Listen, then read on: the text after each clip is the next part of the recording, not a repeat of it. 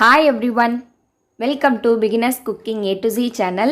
இன்னைக்கு நம்ம சேனல்ல எல்லா ஃபெஸ்டிவல்ஸ்க்கும் செய்யக்கூடிய சூப்பரான சேமியா பாயசம் எப்படி செய்யறதுன்னு பார்க்க போறோம். இப்போ வாங்க வீடியோக்குள்ள போலாம். ஒரு panல 1 டேபிள்ஸ்பூன் நெய் ஆட் பண்ணிக்கிறேன்.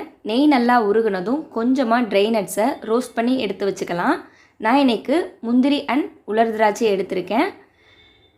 லோ டு மீடியம் ஃப்ளேம்ல வச்சிட்டு முந்திரி லைட்டா கலர் சேஞ்ச் ஆனா போதும். திராட்சை நல்லா பலூன் மாதிரி உப்பி வந்ததுக்கு அப்புறம் வெளியில எடுத்துடலாம்.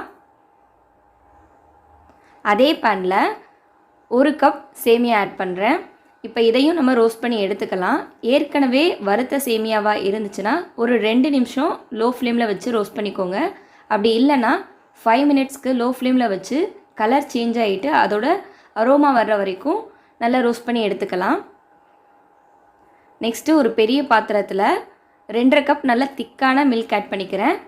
சேமியா பாயசத்துக்கு பால் நல்ல திக்கா இருந்தாதான் டேஸ்ட் நல்லா இருக்கும். கூடவே 1 கப் வாட்டர் ஆட் பண்ணிக்கலாம். இப்போ மீடியம் ஃப்ளேம்ல வச்சு பால் நல்லா கொதி வர்ற வரைக்கும் குக் பண்ணி எடுத்துக்கோங்க.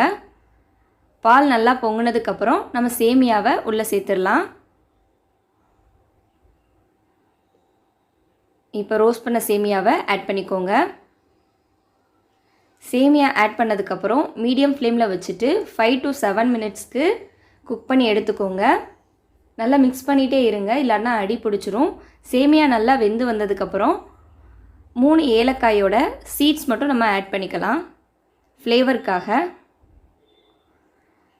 நெக்ஸ்ட் 1/2 கப் அளவு ப்ரௌன் சுகர் ஆட் பண்ணிக்கிறேன். சுகர் ஆட் பண்ணதும் ஒரு கொதி வந்தா போதும். ஃபைனலா நம்ம ரோஸ்ட் பண்ணி வச்சிருந்த ட்ரை நட்ஸை உள்ள சேர்த்துடலாம். நல்லா கலந்து விட்டுட்டு ஸ்டவ் ஆஃப் பண்ணிக்கலாம். இதை வேற ஒரு பவுலுக்கு ட்ரான்ஸ்ஃபர் பண்ணிக்கலாம். அவ்வளோதான், சூப்பரான சேமியா பாயசம் ரொம்ப சுலபமாக ரெடி பண்ணியாச்சு. இந்த வீடியோ பிடிச்சிருந்தா ஒரு லைக் பண்ணுங்கள். இந்த வீடியோவை உங்கள் ஃப்ரெண்ட்ஸ் அண்ட் ஃபேமிலிஸ்க்கு ஷேர் பண்ணுங்கள். நீங்கள் இன்னும் நம்ம சேனலை சப்ஸ்கிரைப் பண்ணலைன்னா மறக்காமல் சப்ஸ்கிரைப் பண்ணிக்கோங்க. தேங்க்யூ.